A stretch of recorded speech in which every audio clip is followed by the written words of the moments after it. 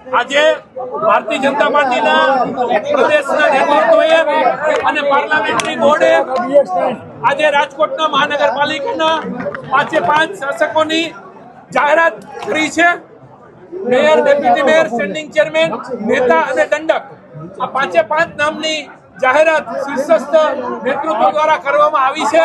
ત્યારે આ વરણીને હું શહેર ભાજપના અધ્યક્ષ તરીકે આવકારું છું અને જે નામ જાહેર થયા છે, મેયર તરીકે નેહલભાઈ, ડેપ્યુટી મેયર તરીકે દક્ષાબેન, પરેશભાઈ પીપળિયા એ સ્ટેન્ડિંગ ચેરમેન, ડોક્ટર હિરેનભાઈ ખીમાણીયા નેતા તરીકે અને સંજયસિંહ રાણા દંડક તરીકે આ 5 કાર્યકર્તાઓને હું ખૂબ અભિનંદન આપું છું અને પ્રદેશ ભાજપના નેતૃત્વનો હું આભાર માનું છું કે આ જે ભવ્યાતિ ભવ્ય વિજય મેળવ્યો અને અમારા કાર્યકર્તાઓની મહેનત અને લોકોનો ભારતીય જનતા પાર્ટી ઉપર ભરોસો એ જ્યારે રાજકોટ મહાનગરપાલિકામાં ફરી એક વખત સાબિત થયો છે, ત્યારે અમારા નવનિયુક્ત પદાધિકારીઓ અને અમારા તમામ કોર્પોરેટરશ્રીઓ પરિશ્રમની પરાકાષ્ઠા સર્જી અને લોકોના સુખે સુખી, લોકોના દુખે દુખી અને ખૂબ સરળ અને સારામાં સારું કામ કરી અને ભારતીય જનતા પાર્ટીની જે પદ્ધતિ છે એ મુજબ કાર્ય કરી અને અમારા બધા જ હોદ્દાઓને ઉજળા કરી બતાવશે એવો મને પૂરો ભરોસો છે। માધવભાઈ, છેલ્લી ઘડીએ નામ બદલાયાની ચર્ચા છે, ચાલુ સંકલનમાંથી બહાર જવું પડ્યું હતું, શું કારણ? એક પણ વાત એવી છે નહીં કે નામ બદલાયા કે એવું।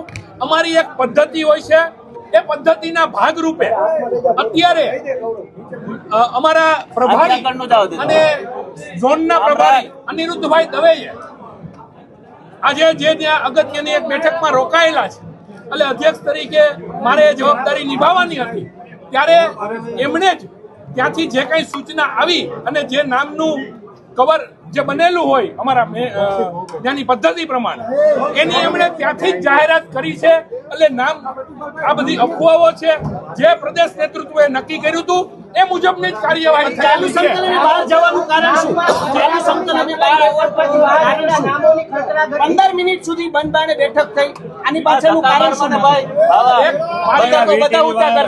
મને બોલવા દો।